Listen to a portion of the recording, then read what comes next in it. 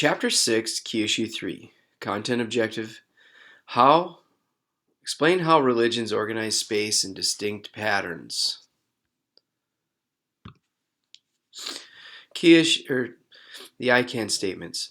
Compare the role of places of worship in various religions. 2. Explain why places are sacred in universalizing religions. 3. Analyze the importance of the physical geography in ethnic religions.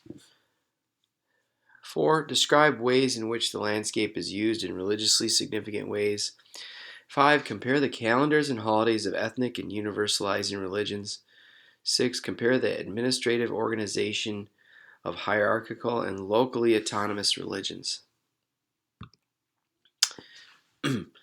Geographers, remember, spatial thinking is the root of human geography. So when we look at religion, and we're looking at how they impact landscape and space,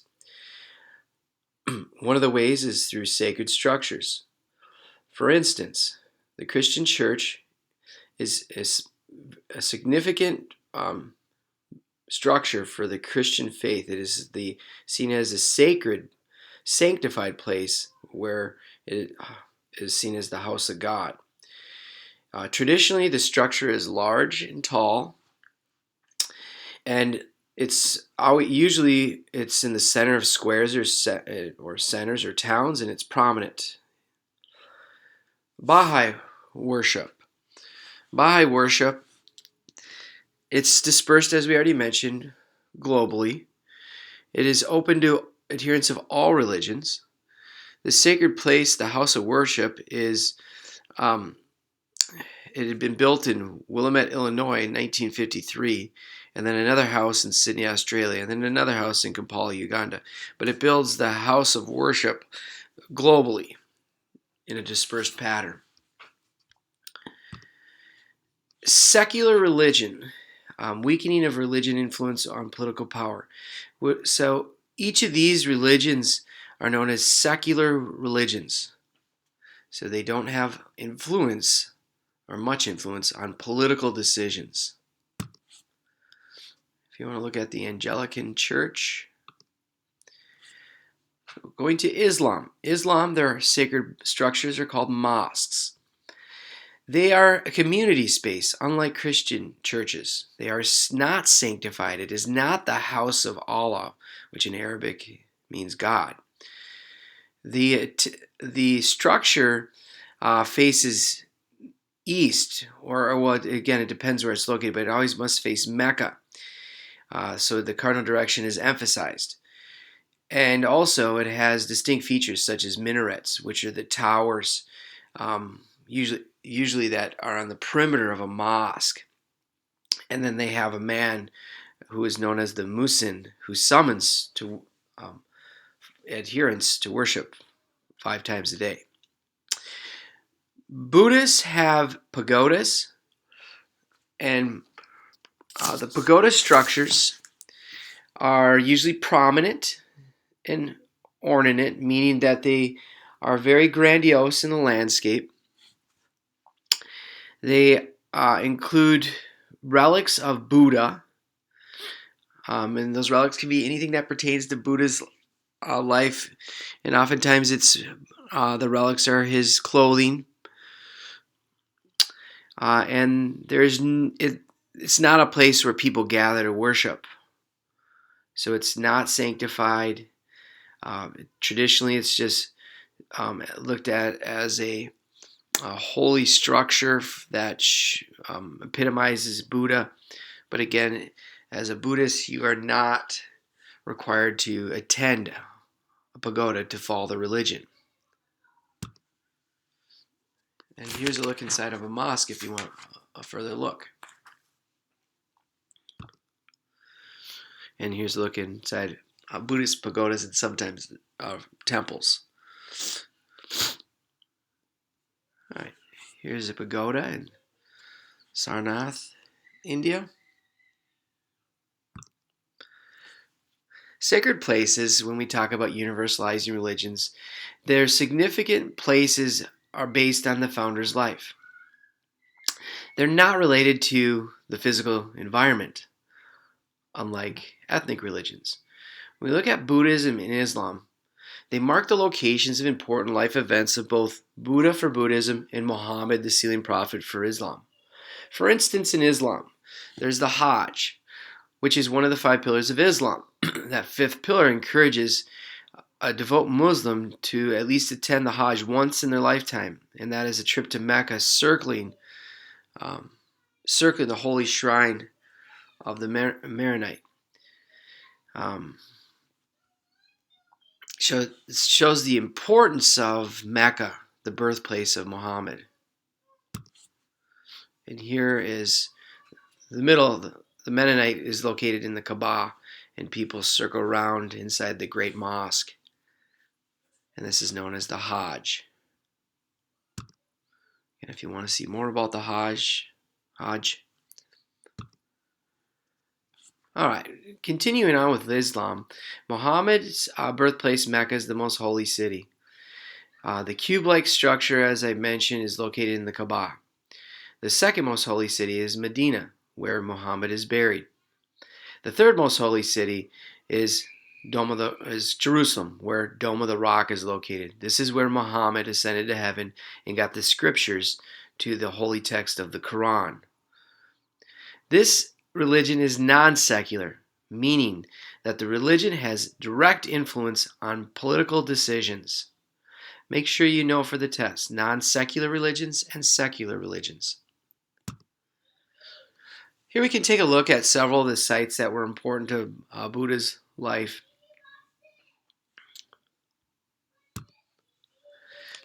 Here's a look at Buddhists that are attending a temple in Lumbini, and the birthplace of the Buddha. Let's talk about ethnic religions. Ethnic religions closely are tied to the physical landscape, such as Hinduism. When we look at Hinduism, Mount Kailash is a holy place because it is the home of Shiva. Shiva is one of the triumvirate of gods, Shiva, Vishnu, and Krishna. The holiest places are found along riverbanks. That's seen as an area where purification can take place. And the most holy river is the Ganges River. And Ganges River, again, is very interesting to the Hajj because they are seen as religious pilgrimages that are asked of their adherents.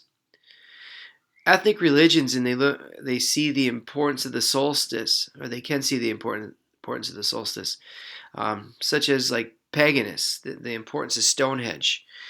The prominence of the stone features that depicted the cycles of the solar or the sun. And here's another video on Hindu temples. All right, we can see here we have 3 pictures, and in the left picture you have the Orthodox Church, and then in the middle you have a temple, a Buddhist temple, and then on the right you have a Buddhist pagoda.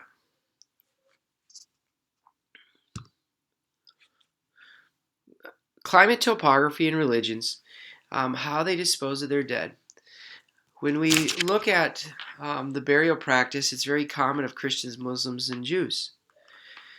And they note that they impact the cultural landscape by dotting it with tombstones, and usually public open space that's found in congested urban places.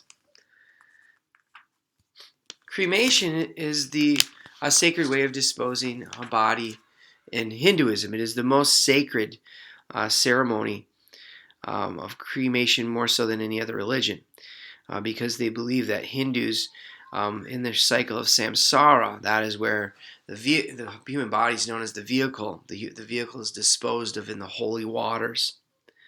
And they do that through common practices through pyries, where they'll stack up wood instead the dead body, or known as the vehicle of life, on top of the wood stack and burn it, and it will slowly desecrate into the river. Here's an example of a pyre. We can see the two pilgrimages that are very holy and sacred, or very holy for the adherents, and very sacred sites to Hinduism on the left and then Islam on the right. We can look at this picture, and it shows us the importance of holidays, the Sukkot at a synagogue, the holy place for Jews. It's important to note that the Jewish holidays are based on agriculture, in the cycle of agriculture.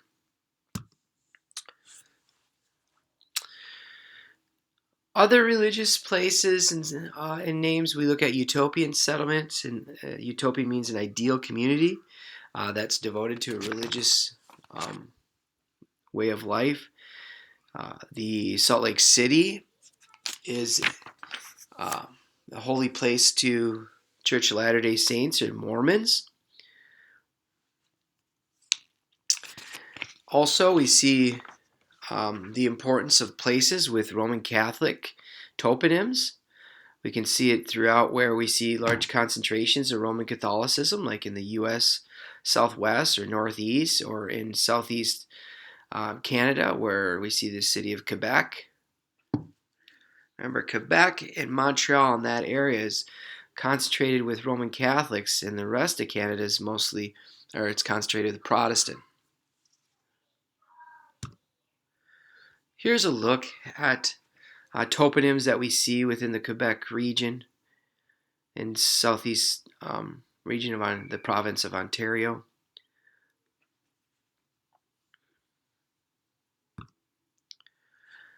And this shows you the Salt Lake Temple of Mormons is positioned in the center of the city, so it signifies great importance. And then we see a roofless church in India. That roofless church stands for what was the diffusion patterns of Mormons went through India and Illinois, and eventually settled on the location of Salt Lake City in present-day Utah. So this is seen as a monument. The calendar has significance in ethnic religions. The calendar is based on natural events, like I said with Judaism, mostly agricultural cycles. Universalizing religions, holidays are based on the founder, such as Ramadan. That's going to be a devotion to the 5 pillars of Islam, or it's a part of the 5 pillars of Islam. It's one of the 5 pillars. That's fasting. That's the most holy month for fasting. Easter is important to Christians because that's the resurrection of the Messiah, Jesus Christ. Here we can take a look at Mount Kailash, the birthplace of Shiva, again seen as one of the triumvirate of gods in Hinduism. Administrating space, universalizing religions can be hierarchical or they can be autonomous. Hierarchical is seen in Roman Catholicism. It is the most hierarchical religion in the world, universalizing religion. It has administrative levels of government. So the units or the levels will determine how space is used within the religious practice. And autonomous religions would be seen like Islam, because as we already mentioned, the mosque, the holy place, is not seen as sanctified. So it's not the house of Allah. So really, the religion is based on the individual and how they see the practice. But the practice is guided by devotion to the holy text of the Quran.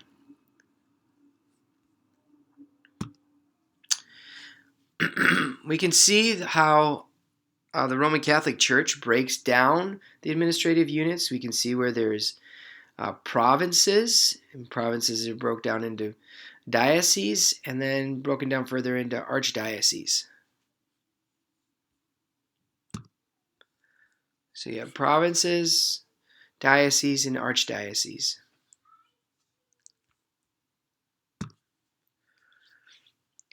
Christian churches, when we talked about, we already learned that there's three main fundamental divisions, which are known as branches. So that means there's going to be diversity in church structure. Orthodox is going to be more of an ornate architecture structure because it's going to show the power of the Byzantine Empire. Protestant, on the other hand, is very austere. It's going to be not flashy. It's going to be very basic, and it's going to be generally built for assembly.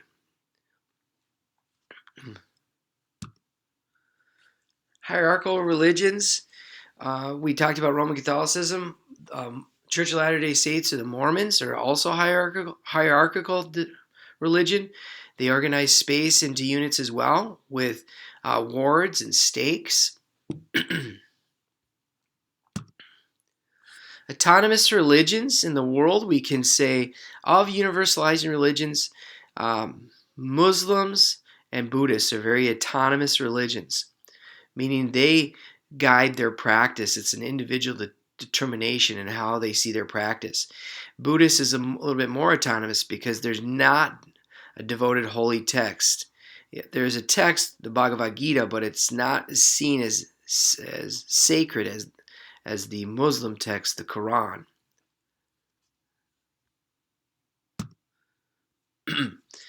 Here's a look at Islam and Protestant. Protestant is seen as a local autonomous religion because it has diversity from one local region to the next, so that local church decides how the religious services should look, how the structure of the building should look. So it's fairly locally autonomous, and same with Islam, as we can see with different structures when we look between, in this particular mosque, it's of the Shiite branch.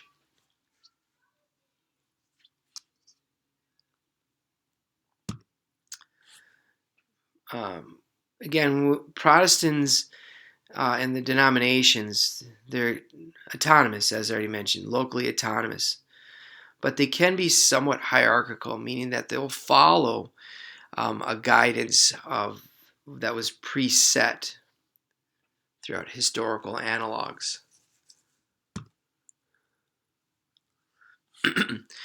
Judaism and Hinduism don't have a centralized structure.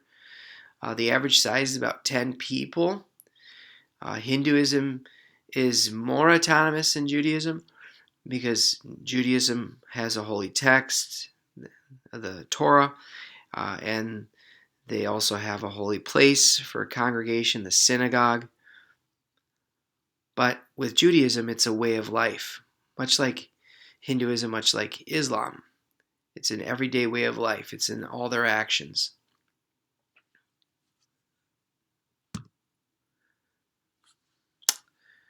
As always, make sure you can answer the questions comprehensively. Use these questions as practice for the FRQs.